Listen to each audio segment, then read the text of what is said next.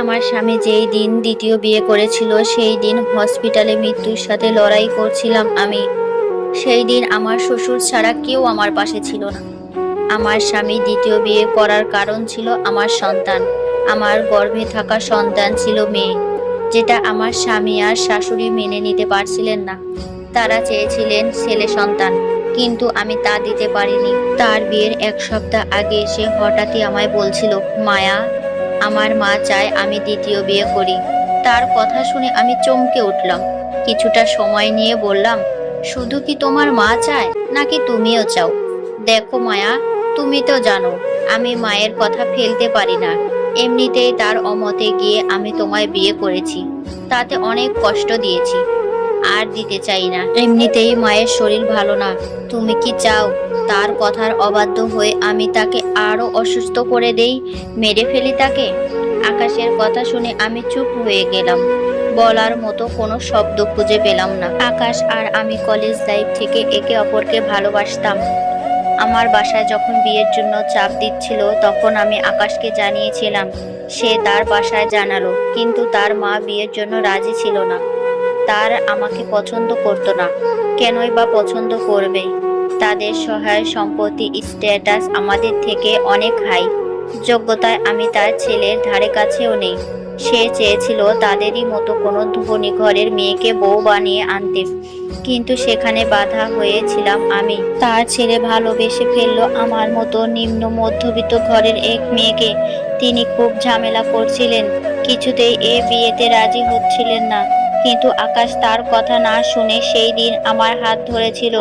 কোনো এক সন্ধ্যায় আমাকে নিয়ে কাজী অফিসে গিয়ে বিয়ে করেছিলেন। সে যখন আমায় নিয়ে তার বাড়িতে যায়, আমার শ্বশুর হাসি মুখে ভালোবেসে আমায় আপন করে নিলেও আপন করতে পারছিল না আমার শাশুড়ি। আমায় দেখে কত অপমান, অসম্মান, তিরস্কার সে করেছিল সেই দিন। আমি চুপচাপ শুনে নিয়েছিলাম, কারণ আমার মা বলেছিল শ্বশুর শাশুড়ি মন জুগিয়ে চলতে। তার অমতে বিয়ে করেছি। সে কষ্ট পেয়েছে, তাই আমায় মেনে নিতে সমস্যা হবে, কিন্তু সময়ের সাথে সাথে সব ঠিক হয়ে যাবে। আমিও ঠিক সেটাই মেনে নিয়েছিলাম, কিন্তু না, কিছুই ঠিক হলো না। সময় যত গড়াতে লাগলো আমার উপর অত্যাচারের মাত্রা ততই বাড়তে লাগলো। আমি সব সহ্য করে আকাশকে আঁকড়ে ধরে পড়ে রইলাম। আমি ভেবেছিলাম আকাশ তো আমায় ভালোবাসে, আমার আর কি চাই? কিন্তু এই সুখ আমার কপালে সইল না বেশি দিন। আমার প্রথম প্রেগনেন্সির কথা যখন জানতে পারি তখন আমার শ্বশুর আকাশ খুব খুশি হয়েছিল। শাশুড়ি মাও তখন একটু নরম হলেন। ভেবেছিলাম এবার মনে হয় সব ঠিক হয়ে যাবে। তার মন হয়তো আমার জন্য না হোক, তার ভবিষ্যৎ বংশধরের জন্য হলেও নরম হবে। কিন্তু আমার এই ধারণা ভুল প্রমাণ হলো ডাক্তারের রিপোর্ট দেখে। ডক্টর জানালেন আমার মেয়ে সন্তান হবে। এ খবরে যে আমার শাশুড়ি মা সন্তুষ্ট হলেন না, সেটা আমি বুঝলাম কিছুদিন পর। ততদিনে আকাশের ব্যবহারও ধীরে ধীরে বদলাতে শুরু করেছে। একদিন রাতে আকাশ অফিসে কাজ করছিল। আমি তখন সবে সারা দিনের কাজকর্ম শেষ করে রুমে ঢুকেছি। আমাকে দেখেই সে বলল, শুনলাম তুমি নাকি আজ মায়ের সাথে তর্ক করেছ। তোমায় না বলেছি মায়ের মুখে মুখে কথা বলবে না? ওর কথা শুনে সকালের ঘটনার কথা মনে পড়ল। আমি তখন কিচেনে রান্না করছিলাম। শাশুড়ি মা রান্নাঘরে ঢুকেই বলল, ওটা কি রান্না করেছো? রান্নায় এত তেল ঢেলেছো কেন? বোতলের সব তেল একবারেই ঢেলে দিয়েছো নাকি? আমি আস্তে আস্তে বললাম, কোথায় বেশি মা, অল্পই তো দিয়েছি। আর ভাজিতে একটু তেল না হলে ভালো লাগে না। চুপ করো তুমি। সেদিনের মেয়ে আমায় তুমি রান্না শেখাচ্ছ? বাপের বাড়ি থেকে কিছু শিখিয়ে দেয়নি তোমায় কার সাথে কেমন করে কথা বলতে হয়? কিন্তু মা, আমি তো আপনায় তেমন কিছু বলিনি। আবার মুখে মুখে কথা? ছোট লোক ঘরের মেয়ে, শিক্ষা দীক্ষা আছে নাকি? মা বাবা যেমন শিখিয়েছে তেমনই তো হবে। এত কিছু দেখেছো নাকি চোখে কোনোদিন? বাপ মা যেমন ছোট লোক, মেয়ে তেমন হয়েছে। প্লিজ মা, আমাকে বলছেন বলুন, আমার মা বাবাকে নিয়ে কিছু বলবেন না। কি তোমার এত বড় সাহস, তুমি আমার সাথে চোখে চোখ রাঙিয়ে কথা বলো? আজ আসুক আমার ছেলে, তারপর দেখাবো তোমায়। রাতে আকাশ বাড়ি ফিরতেই তিনি তার কাছে নালিশ করেছে, তাই সে এখন আমায় প্রশ্ন করছে। আমি ধীরে বললাম, মুখে মুখে তর্ক করিনি। উনি আমার বাবা মাকে নিয়ে আজে বাজে কথা বলছিলেন, তাই বলেছি উনি যেন এমনটা না করে। শোনো মায়া, তোমায় আমি আগেও বলেছি, আজ আবার বলছি, তুমি ফার্দার আমার মা বাবার সাথে এমন খারাপ ব্যবহার করবে না। তাকে কষ্ট দিয়ে কথা বলবে না, তার মুখের ওপর কোনো কথা বলবে না, এটা মাথায় ঢুকিয়ে নাও। কথাটা শেষ করেই সে বাইরে চলে গেল। আমি বুঝলাম আমার শেষ ভরসাটুকু নড়বড়ে হয়ে গেছে। তবুও কোথাও হয়তো একটু বিশ্বাস ছিল। ভালোবাসার জন্যই তার কাছে পড়েছিলাম। আর কি বা করতাম, কোথায় যেতাম? আমার তো যাওয়ার মতো কোনো জায়গা ছিল না। আমার বাবা মায়েরও তেমন সামর্থ্য ছিল না, তাই ভিটে আঁকড়ে পড়েছিলাম।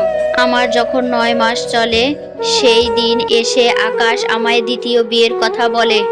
তার আগে থেকে সে প্রতিনিয়ত তার ব্যবহার দিয়ে আমায় বুঝিয়েছে আমার প্রতি তার এখন আর কোনো ফিলিংস নেই। আমি এখন তার জন্য শুধুই দায়িত্ব। সত্যি তুমি আবার দ্বিতীয় বিয়ে করতে চাও? কান্না ভরা চোখে প্রশ্ন করলাম আমি তাকে, কিন্তু আমার কান্না হয়তো তার মন গলাতে পারেনি। সে মাথা দুলিয়ে বলল, হ্যাঁ, এছাড়া কোনো উপায় নেই। আমি এমনিতে দ্বিতীয় বিয়ে করছি বলে কি তুমি ভাবছো তোমাকে আমি ছেড়ে দেব? এমনটা নয়। আমি তোমার প্রতি আমার দায়িত্ব যথাযথভাবে পালন করব। তুমি তো আমায় ভালোবেসেছো। পারবে অন্য কাউকে আমার জায়গাটা দিতে, অন্য কারো ভালোবাসায় বিভোর হতে? আমার কথা কি তোমার একটুও মনে হবে না? আফসোস হবে না? দেখো মায়া, সব সময় এমন ইমোশনাল হলে চলে না। আমার মায়ের কথা তো ঠিকই, একজন ছেলে তো সত্যিই দরকার। সে শেষ সময়ে আমাদের দেখে রাখবে। মেয়ে তো সেটা পালন করতে পারবে না। এই যে যেমন দেখো, তুমি তুমি কি বিয়ের পর চলে এসেছো? তুমি কি এখন পারবে তোমার বাবা মায়ের দায়িত্ব পালন করতে? পারবে না তো? তুমি তো চাকরিও করো না, শুধু সংসার সামলানো ছাড়া আর কিছুই করতে পারো না। মেয়ের বিয়ে করে চলে যাবে শ্বশুর বাড়িতে, কিন্তু একটা ছেলে থাকলে আমাদের দেখে রাখবে। আমারও মনে হয় মা যা বলেছে ঠিকই বলেছে, আমাদের ভালোর জন্যই বলেছে। তাই আমি সিদ্ধান্ত নিয়েছি মায়ের পছন্দ মতো বিয়ে করব এবার। ব্যাস, এটুকু বলেই চলে গেল সে। একবার ফিরে চেয়েও দেখলো না আমি কতটা কষ্ট পাচ্ছি, কিভাবে সহ্য করব আমি এসব। তারপর সেই দিন এলো, আমার স্বামীর দ্বিতীয় বিয়ে। সে বর সেজে বিয়ে করতে চলে গেল, সাথে আমার শাশুড়িও গেল। সে তো বেজায় খুশি, তার ছেলে এবার তার পছন্দ মতো বিয়ে করছে। কিন্তু খুশি হলেন না শুধু আমার শ্বশুর মশাই, সবাই চলে গেলেও সে বাড়িতে থাকলেন। আমি তখন বসেই ছিলাম ঘরে। পুরোনো দিনের কথাগুলো খুব মনে পড়ছিল। হঠাৎই আমার লেবার পেন উঠলো। আমি সোফা থেকে গড়িয়ে নিচে পড়ে গেলাম। তো ভিউয়ার্স, গল্পটি আজকে আপনাদের কাছে কেমন লাগলো? যদি ভালো লাগে অবশ্যই গল্পটি একটা ফলো দিয়ে, লাইক দিয়ে পাশে থাকবেন। আর কমেন্ট করে জানিয়ে দিবেন আপনারা কি পরবর্তী পর্বে দেখতে চান কি হলো। আজকে এ পর্যন্তই। ভালো থাকবেন, সুস্থ থাকবেন। আল্লাহ হাফেজ, টাটা, বাই বাই।